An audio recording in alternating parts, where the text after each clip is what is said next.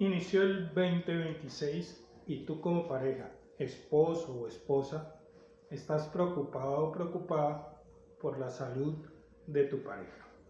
Porque notas que ronca mucho, notas que deja de respirar mientras está durmiendo, notas que si está conduciendo puede presentar algo de microsueños, notas que se duerme fácilmente en cualquier parte, notas que se levanta irritado porque no puede dormir y no puede conciliar el sueño.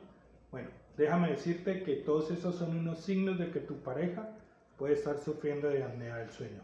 Y si ya sabes que tu pareja sufre de apnea del sueño, este es el año para que tú lo animes a que tome acción, me visite y nos pongamos manos a la obra en el tratamiento del ronquido y la apnea del sueño por medio de los dispositivos de placas antirronquido que manejo yo, el Dr. Samir Cáceres.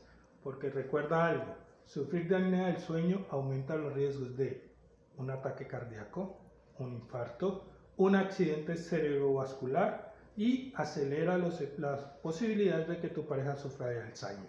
Así que ya sabes, este es el año para que tomes riendas en este asunto y traigas a tu esposo o esposa conmigo para que recobres tu vida en pareja, porque todos sabemos que él no duerme, pero tú tampoco puedes dormir cómodamente al escuchar a tu esposo y preocuparte por tu salud. Así que ya sabes, visítame.